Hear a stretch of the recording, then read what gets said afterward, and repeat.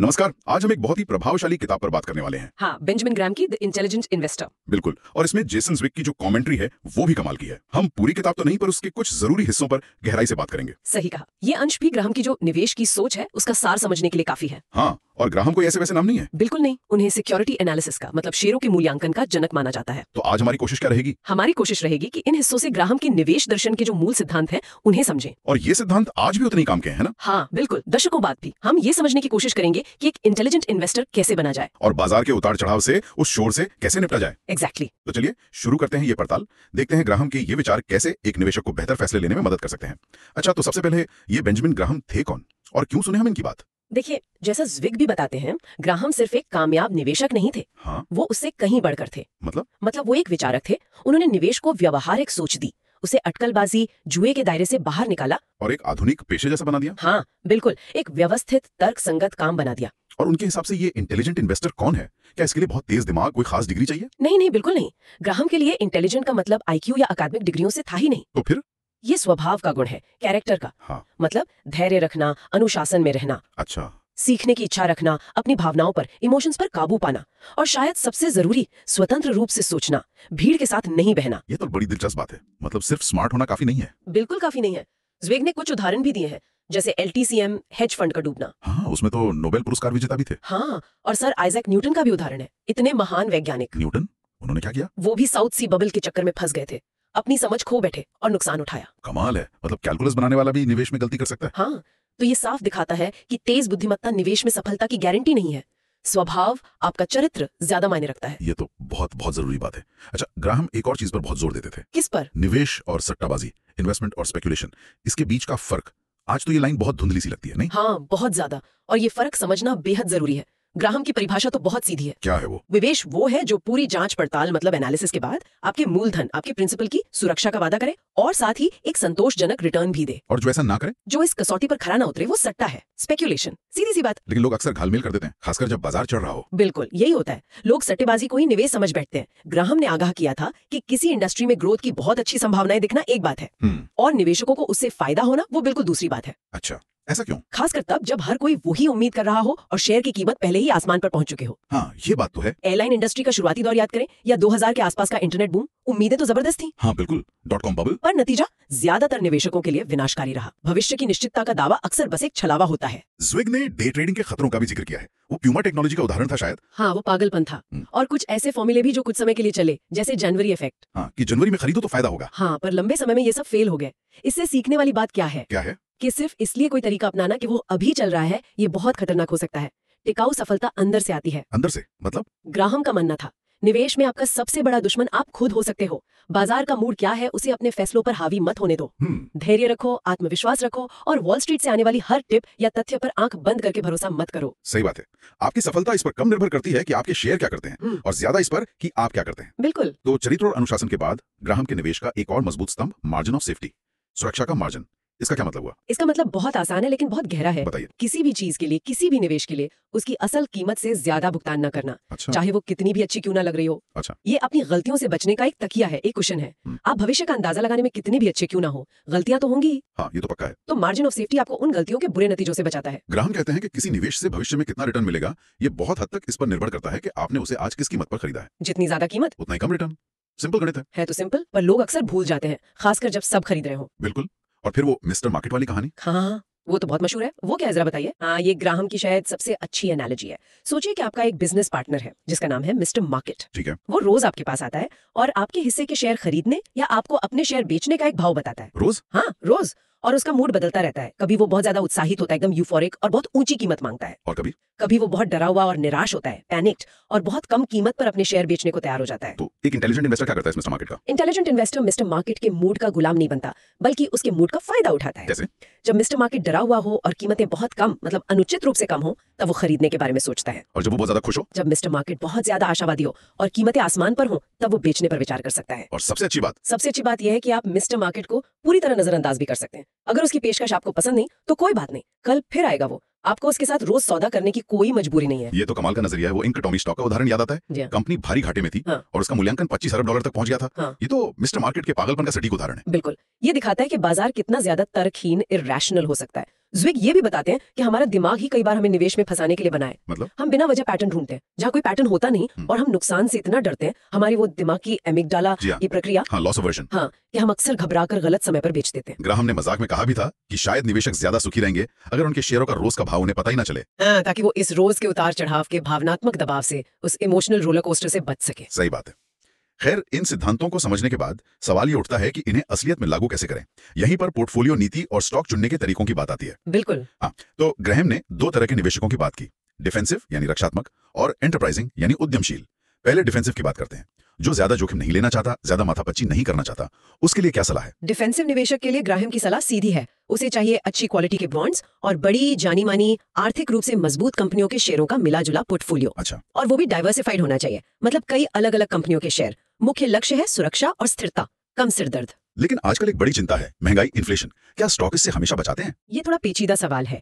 आमतौर पर माना जाता है कि स्टॉक महंगाई से बचाते हैं, लेकिन ज्विग का विश्लेषण कुछ और कहता है। क्या कहता है? कि बहुत ज्यादा महंगाई जैसे 6% से ऊपर या फिर डिफ्लेशन यानी कीमतें गिरने के दौर में स्टॉक का प्रदर्शन भी खराब रहा है। अच्छा, तो फिर महंगाई से कैसे बचें? ज्विग कुछ और चीजों पर भी ध्यान देने को कहते हैं, जैसे tips, treasury inflation protected securities. ये सरकारी बॉन्ड होते हैं जिनका मूल्य महंगाई के साथ एडजस्ट होता है। ओके, और REITs, real estate investment trusts, ये रियल एस्टेट में निवेश करने का एक तरीका है। और हाँ, एक और जरूरी बात, क्या? समय समय पर अपने पोर्टफोलियो को रीबैलेंस करना। रीबैलेंस मतलब? अगर बाजार चलने से आपके स्टॉक का हिस्सा बॉन्ड के मुकाबले बहुत बढ़ गया है, तो थोड़ा स्टॉक बेचकर वापस बॉन्ड खरीदना, ताकि आपका तय किया हुआ अनुपात बना रहे। अच्छा, समझ गया। अब स्टॉक चुनने की बात करते हैं। डिफेंसिव निवेशक के लिए कुछ सीधे साधे नियम है। हाँ, ग्राहम ने कुछ सरल कसौटियां बताई हैं, जैसे पर्याप्त डाइवर्सिफिकेशन, ठीक है, कम से कम 10-30 अलग अलग स्टॉक होने चाहिए, कंपनी का आकार बड़ा हो, वो अपनी इंडस्ट्री में लीडर हो, हाँ, आर्थिक स्थिति मजबूत हो, और लगातार डिविडेंड देने का लंबा इतिहास हो, ठीक है। जैसे कम से कम 20 साल बिना रुके डिविडेंड दिया हो। और सबसे जरूरी कीमत। हाँ, बिल्कुल, कीमत पर लगाम। ग्राहम का सुझाव था कि कीमत पिछले 7 सालों की औसत कमाई के 25 गुने से ज्यादा ना हो और पिछले 12 महीनों की कमाई के 20 गुने से ज्यादा ना हो। ये तो काफी सख्त नियम लगते हैं आज के हिसाब से। हाँ, ये बस मोटे दिशा निर्देश हैं, जरूरी नहीं कि आप इन्हीं नंबरों पर अटकें। सोच ये है कि अच्छी कंपनी खरीदो, पर उचित दाम पर, महंगी नहीं। ठीक है, अब बात करते हैं एंटरप्राइजिंग निवेशक की, जो थोड़ा ज्यादा समय और मेहनत लगाने को तैयार है। उसके लिए क्या मौके हैं? उसके लिए अवसर ज्यादा है, लेकिन जैसा आपने कहा, मेहनत भी ज्यादा है। रिसर्च करनी पड़ेगी। कहाँ मौके तलाश सकता है वो ग्रोथ स्टॉक में मौके देख सकता है, यानी ऐसी कंपनियां जिनके भविष्य में तेजी से बढ़ने की उम्मीद हो, या फिर बार्गेन इशू ढूंढ सकता है। ऐसी कंपनियां जो अपनी नेट करंट एसेट वैल्यू से भी कम कीमत पर मिल रही हो। नेट करंट एसेट वैल्यू वो क्या होती है? मतलब कंपनी की जो चालू संपत्ति है, जैसे कैश, स्टॉक, देनदारों से मिलने वाला पैसा, उसमें से उसकी कुल देनदारियां घटा दे। अगर शेयर की कीमत उससे भी कम है, तो ये बहुत सस्ता सौदा हो सकता है। अच्छा, और कोई तरीका? हाँ, कुछ स्पेशल सिचुएशंस भी होती हैं, जैसे कोई कंपनी दूसरी को खरीद रही हो, मर्जर, या कोई कंपनी दिवालियापन से निकल रही हो। इनमें भी मौके बन सकते हैं। लेकिन ग्रोथ स्टॉक के साथ एक चेतावनी भी जुड़ी है ना? हाँ, बिल्कुल। ग्राहम आगाह करते हैं कि ग्रोथ स्टॉक अक्सर बहुत महंगे मिलते हैं। क्यों? क्योंकि उनकी कीमत में भविष्य की सारी अच्छी उम्मीदें, सारी ग्रोथ पहले से ही शामिल होती है। अगर वो उम्मीदें जरा भी कम रह गई तो नुकसान भारी हो सकता है, कीमत तेजी से गिर सकती है। वो सिस्को का उदाहरण याद है? 1999-2000 में दुनिया की सबसे बेहतरीन कंपनियों में से एक मानी जाती थी। हाँ, इंटरनेट बूम का पोस्टर चाइल्ड थी। पर उसका स्टॉक इतना ज्यादा महंगा था कि जिन्होंने उस वक्त खरीदा उन्हें अगले कई सालों तक कोई रिटर्न नहीं मिला, बल्कि नुकसान हुआ। बिल्कुल, ये साबित करता है कि एक महान कंपनी होना और एक अच्छा निवेश होना, ये हमेशा एक ही बात नहीं होती। कीमत कीमत कीमत, ये बहुत जरूरी है। सही कहा। चलिए अब एक और बहुत अहम पहलू पर आते हैं, कंपनी की कमाई यानी अर्निंग्स का विश्लेषण। ग्राहम क्यों कहते थे कि सिर्फ एक साल की कमाई पर ज्यादा भरोसा नहीं करना चाहिए? हाँ, वो कहते थे कि जो प्रति शेयर आय यानी EPS का आंकड़ा हमें दिखता है, उसमें कई छिपे हुए फंदे, पिएज हो सकते हैं। निवेशकों को बहुत सावधान रहना चाहिए। किस तरह के फंदे? कई तरीके हैं जिनसे कंपनी अपनी कमाई को असलियत से बेहतर दिखा सकती है। एक आम तरीका है स्पेशल चार्ज या वन टाइम चार्ज का इस्तेमाल। वो कैसे? वो मुश्किल चीजों को, जैसे कोई बड़ा नुकसान या रीस्ट्रक्चरिंग का खर्च, ये कहकर हटा देते हैं कि ये तो बस एक बार हुआ है, ये सामान्य नहीं है। आल्को ऐसा करती थी। हाँ, इससे मौजूदा प्रॉफिट बेहतर दिखने लगता है। अच्छा, और दूसरा है डाइल्यूशन, यानी शेयरों की संख्या बढ़ना। कंपनियां अक्सर स्टॉक ऑप्शन देती हैं या नए शेयर जारी करती हैं। इससे भले ही कुल मुनाफा बढ़े, लेकिन प्रति शेयर कमाई कम हो सकती है या उतनी तेजी से नहीं बढ़ती। हाँ, ये भी ध्यान देने वाली बात है। और वो प्रो फार्मा कमाई का क्या चक्कर है? ये सुनने में बहुत आता है। प्रो फार्मा कमाई तो और भी खतरनाक हो सकती है। ये वो कमाई होती है जिसे कंपनियां अकाउंटिंग के जो मान्य नियम है, JAAP, उनको नजरअंदाज करके पेश करती हैं। मतलब अपनी मर्जी से? हाँ, अक्सर वो इसमें से कुछ खर्चों को हटा देती हैं, ये कहकर कि ये हमारे कोर बिजनेस का हिस्सा नहीं है। नतीजा ये होता है कि कमाई बहुत ज्यादा बढ़ चढ़कर दिखती है। ये तो बहुत भ्रामक हो सकता है। बिल्कुल। इसके अलावा स्टॉक ऑप्शन का असर ठीक से ना दिखाना, पेंशन फंड पर बहुत ज्यादा अवास्तविक रिटर्न का अनुमान लगाना, ये सब रिपोर्ट की गई कमाई को असलियत से बेहतर दिखा सकते हैं। वर्ल्डकॉम, क्विस्ट, टाइको, एनरॉन जैसे बड़े स्कैंडल्स ने यही तो सिखाया था। हाँ, कि सिर्फ हेडलाइन नंबर जो अखबार में छपता है, उस पर भरोसा करना कितना खतरनाक है। तो करना क्या चाहिए? फाइनेंशियल स्टेटमेंट की तह तक जाना जरूरी है। खासकर जो फुटनोट्स होते हैं, उन्हें ध्यान से पढ़ना चाहिए। ज्विग का तो सुझाव है कि एनुअल रिपोर्ट को पीछे से पढ़ना शुरू करो। पीछे से मतलब? हाँ, जहां मैनेजमेंट डिस्कशन, फुटनोट्स और अकाउंटिंग पॉलिसीज होती हैं, अक्सर बारीकियां वहीं छिपी होती हैं। ये अच्छी टिप है। अब जरा शेयर धारकों और मैनेजमेंट के रिश्ते पर बात करते हैं। ग्राहम का इस पर क्या नजरिया था? ग्राहम मानते थे कि शेयरधारक सिर्फ कागज के मालिक नहीं है, उन्हें कंपनी के असली मालिक की तरह सोचना और व्यवहार करना चाहिए। मतलब सिर्फ स्टॉक खरीद कर भूल ना जाएं। नहीं, बिल्कुल नहीं। उन्हें मैनेजमेंट के काम पे नजर रखनी चाहिए। क्या मैनेजमेंट सक्षम है? क्या वो शेयर धारकों के हितों में काम कर रहा है? ये सवाल पूछने चाहिए। इसमें डिविडेंड पॉलिसी एक अहम मुद्दा बन जाती है। हाँ, बहुत अहम। आजकल कई कंपनियां मुनाफा शेयर धारकों को डिविडेंड के रूप में बांटने के बजाय उसे वापस बिजनेस में लगाना ज्यादा पसंद करती हैं। ये कहकर कि इससे कंपनी और तेजी से बढ़ेगी। हाँ, लेकिन ग्राहम का मानना था कि मैनेजमेंट पर यह साबित करने का भार होना चाहिए कि मुनाफा वापस लगाना शेयर धारकों को डिविडेंड देने से बेहतर क्यों है। मतलब अगर कंपनी उस पैसे का इस्तेमाल करके शेयर धारकों के लिए उससे ज्यादा वैल्यू नहीं बना सकती जितना वो खुद कहीं और लगा के कमा सकते थे, तो कंपनी को वो पैसा शेयर धारकों को लौटा देना चाहिए। ये तो मालिक वाली सोच हुई। बिल्कुल। ज़्विग ने स्टॉक बायबैक और स्टॉक ऑप्शन जैसे आजकल के मुद्दों पर भी ध्यान दिलाया है। हाँ, ये आजकल बहुत आम है। स्टॉक बायबैक यानी कंपनी का अपने ही शेयर वापस खरीदना, और स्टॉक ऑप्शन जो कर्मचारियों खासकर मैनेजमेंट को मिलते हैं। हाँ, और ये कई बार मैनेजमेंट और बाहरी शेयर धारकों के हितों में टकराव पैदा कर सकते हैं। कैसे? ओरेकल का उदाहरण था शायद। हाँ, ओरेकल ने पहले अपने अंदरूनी लोगों मैनेजमेंट को सस्ते में बहुत सारे स्टॉक ऑप्शन दिए और फिर बाद में कंपनी ने खुले बाजार से महंगे दाम पर शेयर वापस खरीदे। इससे क्या हुआ? इससे अंदरूनी लोगों को तो अपने ऑप्शन कैश कराने में फायदा हुआ क्योंकि शेयर की कीमत बढ़ी, लेकिन इसके लिए पैसा किसका इस्तेमाल हुआ? बाहरी शेयर धारकों का। ये दिखाता है कि कैसे मैनेजमेंट अपने फायदे के लिए नीतियां बना सकता है। बाप रे, तो इससे बचने के लिए क्या करें? इसीलिए प्रॉक्सी स्टेटमेंट पढ़ना बहुत जरूरी है। प्रॉक्सी स्टेटमेंट वो क्या होता है? ये वो डॉक्यूमेंट होता है जो कंपनियां सालाना मीटिंग से पहले शेयर धारकों को भेजती हैं।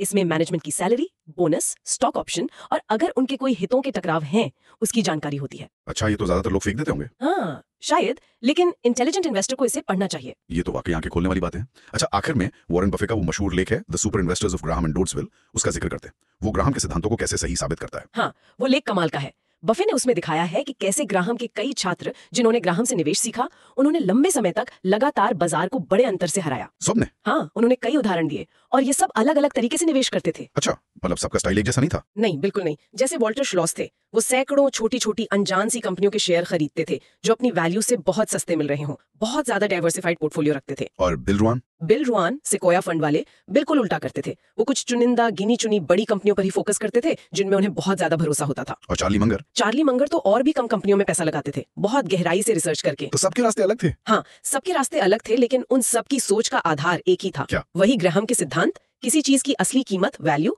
और बाजार में उसकी कीमत प्राइस के बीच के फर्क को पहचानना और हमेशा मार्जिन ऑफ सेफ्टी रखना। तो ये इस बात का सबूत है कि ग्राहम के सिद्धांत सिर्फ थ्योरी नहीं है बल्कि काम करते हैं। बिल्कुल, और ये भी कि वो कोई पत्थर की लकीर नहीं है, वो एक सोचने का ढांचा है, एक फ्रेमवर्क है जिसे आप अपनी समझ, अपनी परिस्थितियों और अपने स्वभाव के हिसाब से ढाल सकते हैं। तो बेंजामिन ग्राहम और जेसन ज़्विग के इन विचारों से गुजरने के बाद ये साफ है कि सफल निवेश सिर्फ मुश्किल गणित या कंप्यूटर मॉडल का खेल नहीं है। नहीं, बिल्कुल नहीं। ये बहुत हद तक आपके स्वभाव, आपके चरित्र, आपके अनुशासन और आपके धैर्य का खेल है। हाँ, ये ज्यादा जरूरी है। मार्जिन ऑफ सेफ्टी का सिद्धांत, मिस्टर मार्केट के पागलपन को समझना और उसका फायदा उठाना और निवेश को सट्टेबाजी से अलग रखना, ये वो बातें हैं जो आज भी उतनी ही सच हैं, उतनी ही प्रासंगिक हैं जितनी ग्राहम के समय में थी। बिल्कुल। और जाते जाते एक सवाल सोचने के लिए छोड़ते हैं। हाँ, जरूर। ग्राहम इस बात पर बहुत जोर देते हैं कि निवेशक को स्टॉक की कीमत का नहीं बल्कि उसके पीछे जो कारोबार है उसका मूल्यांकन करना चाहिए। हाँ, बिजनेस को समझना चाहिए। बिल्कुल।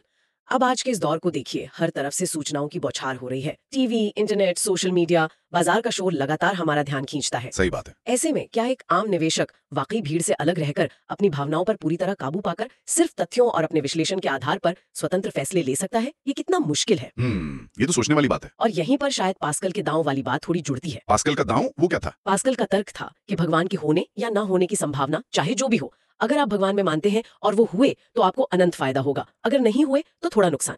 लेकिन अगर आप नहीं मानते और वो हुए तो अनंत नुकसान। मतलब परिणाम इतने अलग हैं कि संभावना से ज्यादा महत्व परिणाम का है। अच्छा, तो इसका निवेश से क्या लेना देना? शायद ये कि निवेश में भविष्य हमेशा अनिश्चित होता है, आप कभी पूरी तरह सही नहीं हो सकते।